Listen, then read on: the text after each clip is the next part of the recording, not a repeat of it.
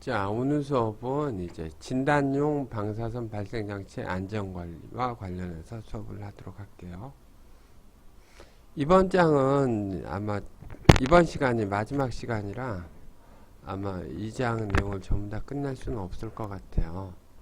그래서 학생들이 아무래도 이 관련된 내용들에 대해서 추후에 나중에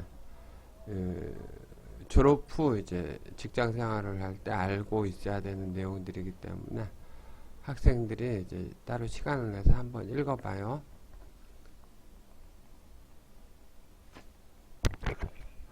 자, 안전관리와 관련해서 이 의료법 37조에 따라 의료기관에서 설치 운영하는 진단용 방사선 발생장치를 안전하게 관리함으로써 환자 및 방사선 관계 종사자가 방사선으로 인하여 위해를 입는 것을 방지하고 진료의 적정을 도모하기 위하여 필요한 사항을 규정함을 목적으로 한다. 이렇게 되어 있죠.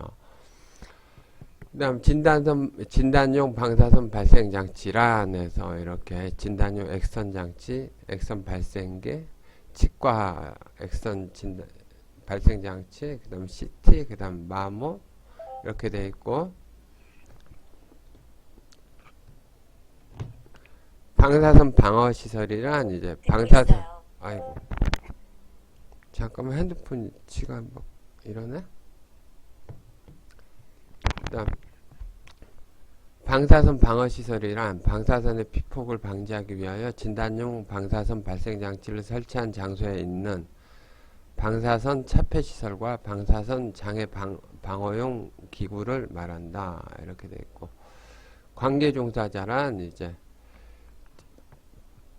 진단용 방사선 발생장치를 설치한 곳을 주된 근무지로 하는 자로서 진단용 방사선 발생장치의 관리, 운영, 조작 등 방사선 관련 업무에 종사하는 자를 말하고, 안전관리란 이제 안전과 관련된 이제 사항들을 관리하는 거고, 방사선 구역이라고 하면은 자, 진단용 방사선 발생장치를 설치한 장소 중 외부 방사선량이 주당 0.3mSv 이상인 곳으로서 방어 칸막이 등이 구획물로 구획되어진 곳을 말한다. 그러니까는 표기가 되어 있는 곳을 방사선 구역이라고 하죠.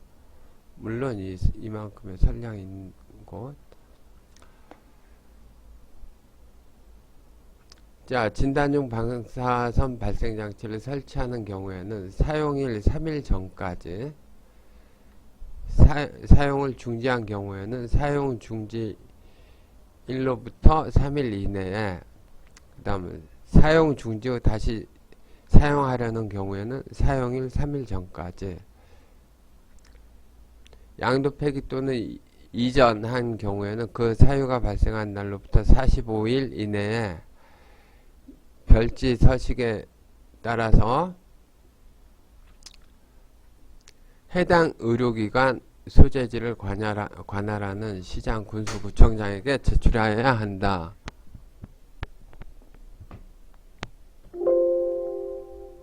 그래서 이 내용들은 방사선 발생장치를 구매해서 사용하거나 아니면 사용을 중지하거나 아니면은 폐기하거나 아니면 이전 설치하거나 이런 경우에 대한 이제 신고에 대한 내용이죠.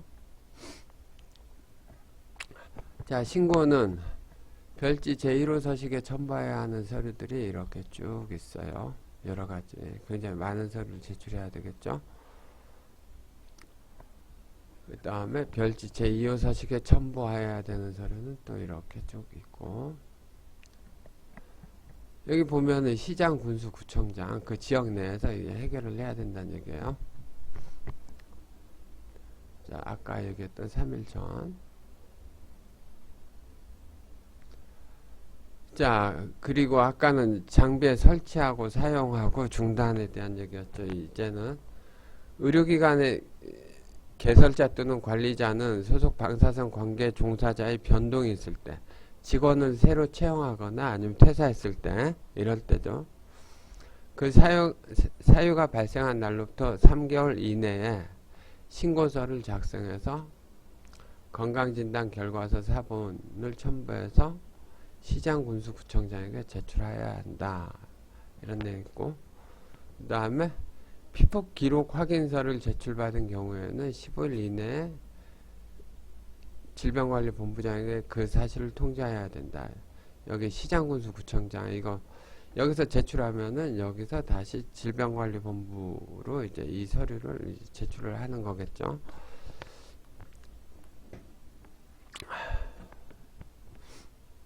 그 다음에 조금 뭐 특별한 내용이 없는 것 같고,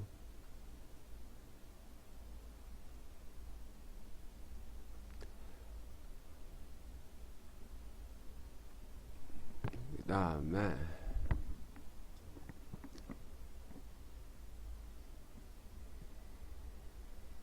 자, 장치를 이제 사용하기 위해서 처음에 설치해서 사용하기 위해서는 그 검사기관의 검사를 받아야 된다 인데, 이 부분은 이제 장치가 정상적으로 이제 규격에 맞춰서 이제 동작을 하는지 확인을 받고서 사용을 해야 되는 거고, 자, 이때는 이제 설치하거나 이전하여 설치하는 경우 하고, 이제 발생장치의 전원시설을 변경하는 경우, 그 다음에 재사용하는 경우, 그 다음에 수리를 하는 경우를 포함하고 있죠.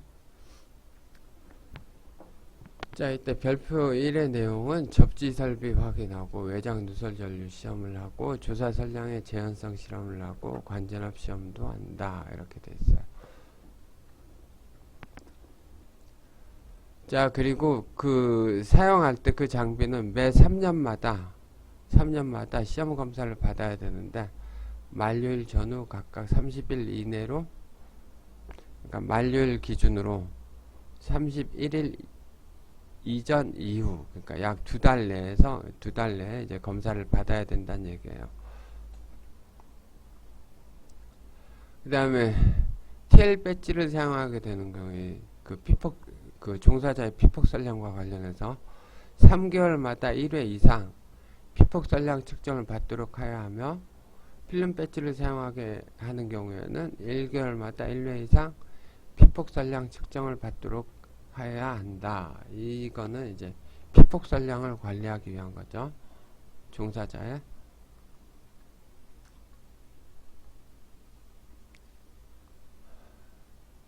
그리고 이 질병관리본부장은 질병관리본부에 피폭설량 관리센터를 설치하여 방사선 관계종사자의 개인 피폭설량의 관리 업무를 해야 하고, 그 센터에 필요한 운영에 필요한 세부사항을 정하여 고시해야 한다. 이쪽은 질병관리본부 쪽 업무사항이죠. 여기서 보면은 자, 유해설량이 연간 50ml 시버트 이하야 하고, 그 방사선 관계 종사자의 설량 한도는 연간 50ml, 그 다음에 5년간 누적이 100ml 시버트 이하여야 한다. 만약에 이제 어떤 뭐 실수나 사고로 이걸 초과했을 때는 더 이상 이제 그 부서에서 방사선 관계된 업무를 할 수가 없어요. 다른 부서로 정해진 기간만큼 이렇게 이동을 했다가 다시 돌아와야 돼요.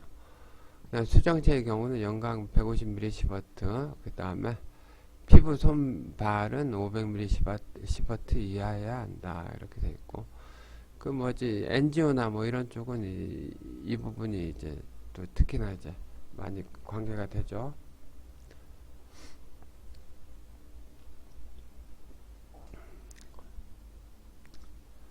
자, 검사 등은 이제 이 질병관리본부장이 따로 정하는 고시하는 바에 따르고, 그다음에 검사 등이 재검사를 할 때 만약에 이제 규격을 충족하지 못할 때 하는 거죠.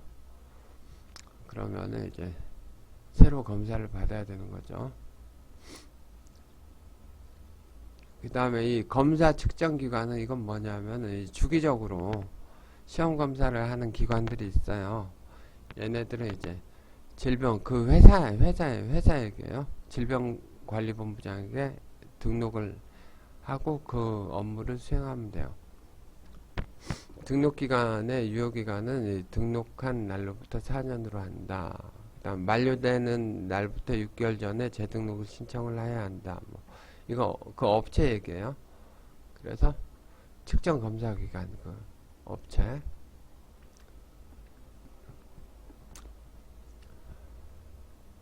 그 대행해주는 업체죠. 검사하고 뭐 이런 것들을. 자, 그리고 이제 시청에서 이 검사에 대한 이제 알림을 해준다는 얘기예요. 검사 결과 통지는 이제 의료기관 쪽에서 받아보는 거죠. 이거는 검사한 날로부터 1개월 이내에 이제 질병관리본부장에게 제출을 해야 하고, 그 다음에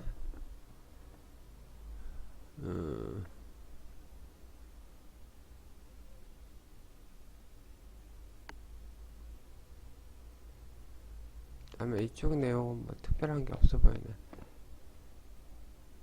그리고 선량 한도가 초과한 경우에는 자, 이때는 지체 없이 질병관리본부장과 해당 의료기관의 소재지를 관할하는 시장군수구청장에게 통지하여야 한다. 피폭 선량에 과다 피폭을 받았을 경우에는 이제 바로 이 절차를 수행을 해야 돼요.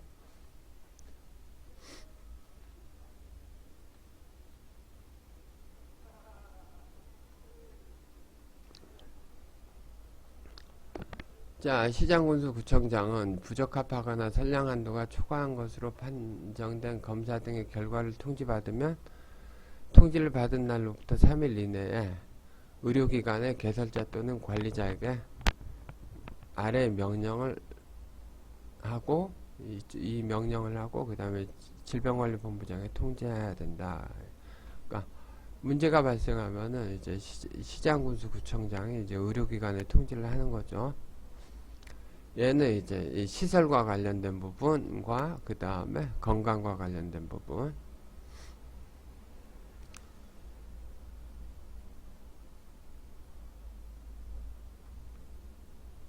그 다음에 이제 선량 한도를 초과한 경우에 건강진단을 실시하고, 이건 여러분한테 해당이 되는 거죠. 건강진단을 실시하고 그 결과 이상 징후가 있는 경우에는 안전조치를 취해야 하고, 이 경우 안전조치를 실시한 후 6개월이 지나 실시하는 건강진단의 결과 이상 징후가 나타나지 않으면 해당 선량한도 초과자의 동의를 받아 안전조치 해제를 요구할 수가 있다. 부서로 다시 돌아올 수 있다는 얘기예요.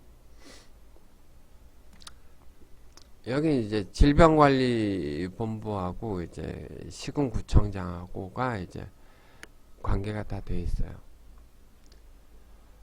그 다음에 방사선 구역에는 별표 5에 방사선 구역 표시를 해야 한다. 이건데, 자, 이게 방사선 구역에 이게 안 붙여져 있어도 문제고, 그쵸? 이게 안 붙어 있는 구역은 또 방사선 구역이 또 아니라는 얘기기도 해요.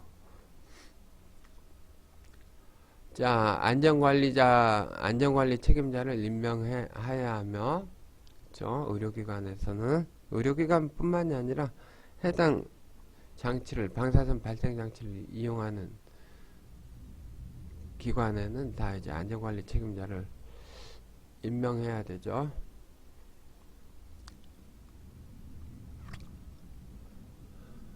그래서 안전관리 책임자의 자격을 보면은 이 부분은 시험에도 가끔 나와요. 자, 영상의학과 전문의, 의사 또는 치과의사, 의사는 다 이제 가능하다는 얘기예요. 그 다음에 이공계 석사학위 소지자로서 진단용 방사선 분야의 실무 경력이 1년 이상인 자, 방사선사로서 진단용 방사선 분야의 실무 경력이 3년 이상인 자, 병원 근무 경력이 3년 이상이면은 그냥 안전관리 책임자가 될 수 있어요. 의료기관에서는. 치과의원에서는 치과의사나 방사선사가 가능하고, 치과 위생사로서 진단용 방사선 분야의 실무 경력이 3년 이상인 자. 근데 이제 파노라마 및 세파로를 설치한 치과의원은 제외한다. 그게 치과위생사가 안 된다는 얘기예요. 그다음 의원, 보건소, 보건지소 그 밖의 기관은 의사, 치과의사 또는 방사선사가 안전관리 책임자 역할을 할 수가 있다는 얘기예요. 그러니까 경력 3년 이상이면은 방사선사들이 안전관리 책임자로 이제 선임될 수가 있어요. 물론 RI 그런 자격과는 관계가 없어요. 안전관리 책임자는 선임이나 해임 또는 겸임시키는 경우에 1개월 이내에 서식에 따른 신고서를 이제 시장군수구청장에게 제출해야 되고, 이때 제출하는 것 중에 최종 학교 졸업증명서, 그 다음 경력증명서가 필요하고, 얘는 이제 이공계 석사학위 소지자만 제출하는 경우니까 방사선사의 경우는 이 경력증명서만 있으면 되죠.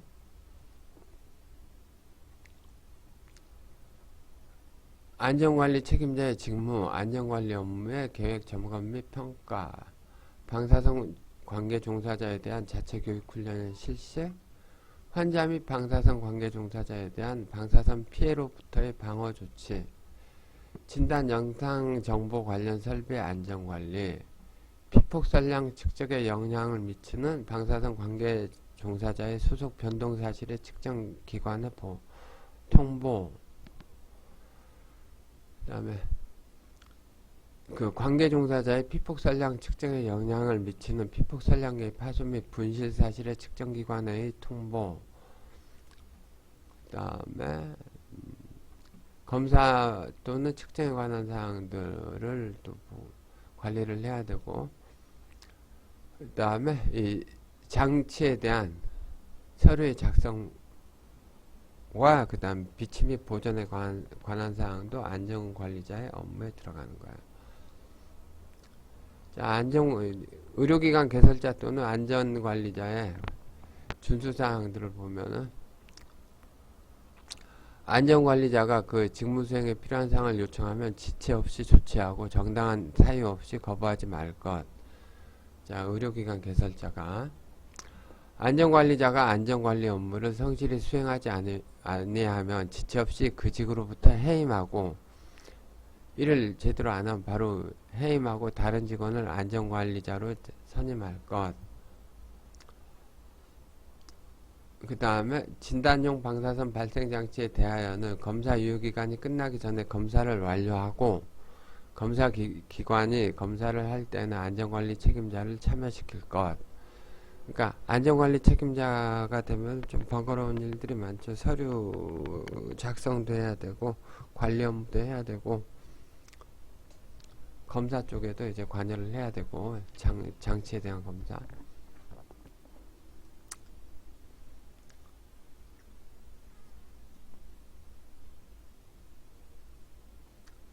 그 다음에 관계 종사자의 피폭 선량 측정을 신청할 때는 측정 대상에 해당하는 자를 누락하지 않을 것. 그러니까 관계 종사자 관리도 해야 되죠.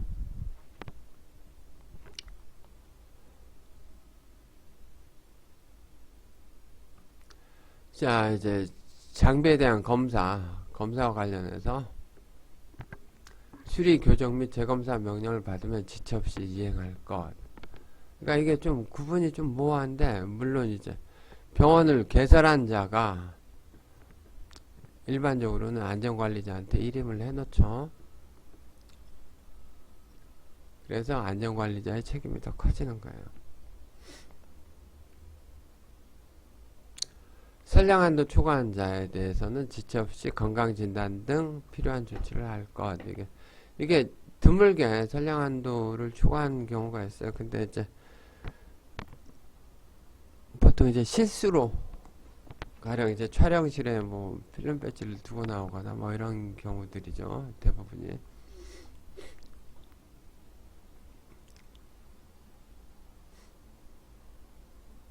자, 방사선 관계 종사자 외에 방사선 구역에 출입하는 자에 대한 방사선 피폭을 방지하기 위한 조치를 할 것. 이거는 그 청소하는 분이나 이런 분들에 대한 교육을 해야 된다는 얘기예요. 그 학생들이 학교에 있으면서 이제 그 규제를 받는 거는 원자력 안전법에 의한 거고, 여기 법은 또 달라요. 여기는 의료기관에 대한 건이기 때문에 이제 보건복지부 법에 의해서 이 제한을 받아요. 그래서 그 원자력법에 있는 내용이랑 조금 다를 수 있어요.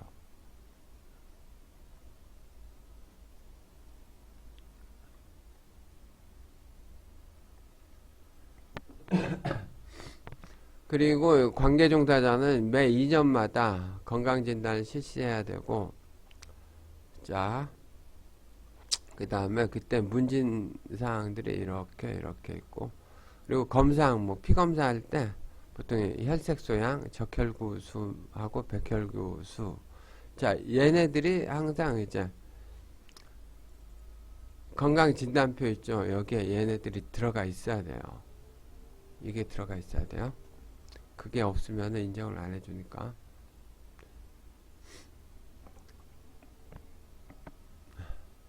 그 다음에 방사선에 노출되는 업무에 종사하는 방사선 관계 종사자에 대한 특수건강진단 또는 배치 전 건강진단을 실시한 경우 그 사람에 대해서는 제1항 본문 또는 단서에 따른 건강진단을 실시한 것으로 본다.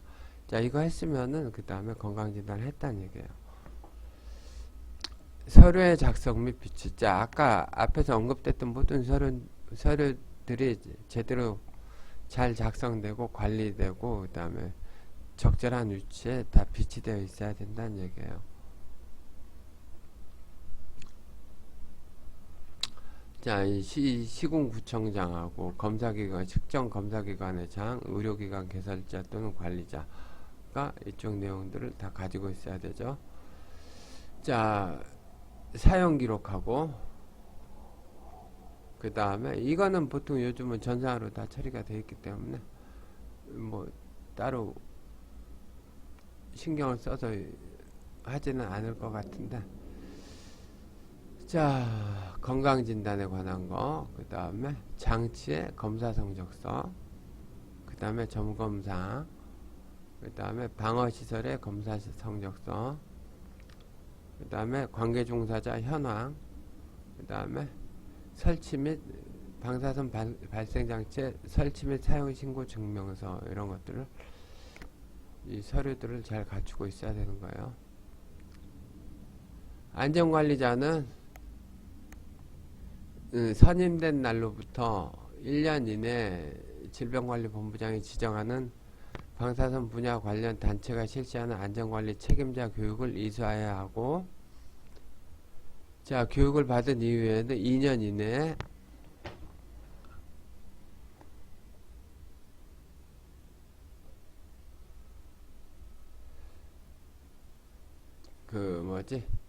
안전관리 책임자가 아님에도 안전관리 책임자 교육기관으로부터 안전관리 책임자 교육을 받았으면 2년 이내에 안전관리 책임자로 선임될 경우에 교육을 따로 이렇게 안 받아도 된다는 얘기예요. 자, 교육과 관련된 사항들은 질병관리본부장이 따로 정해서 고시를 해놓은 거고, 자, 지도감독은 이제 시군구청장하고 질병관리본부장에 관한 사항들이에요. 적용의 배제.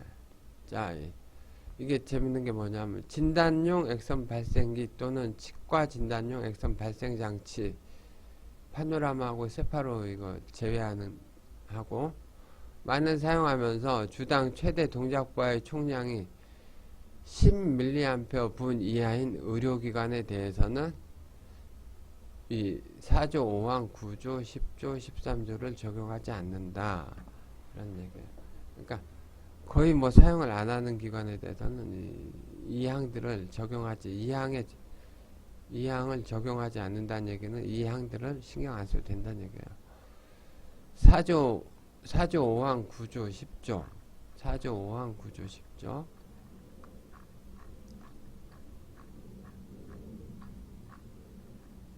4조 5항. 자, 피폭설량 측정과 관련된 거. 다음에 구조 10조였던가?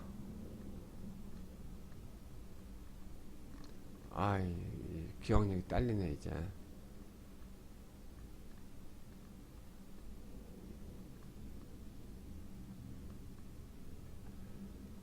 구조 10조, 13조.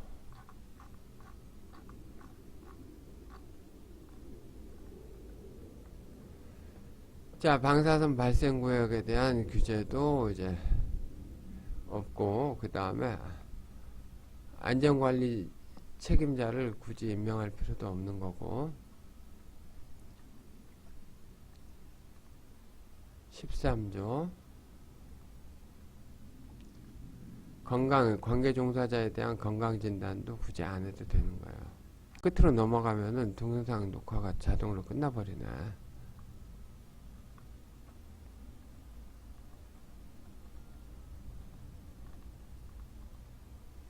아까 거기가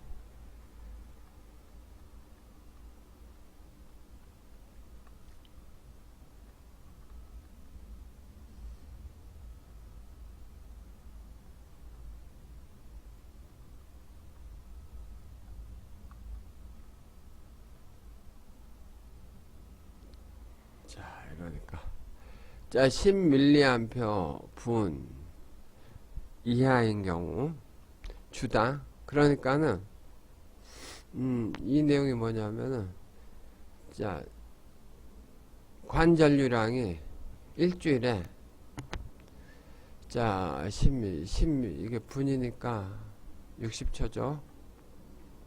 60 아니 600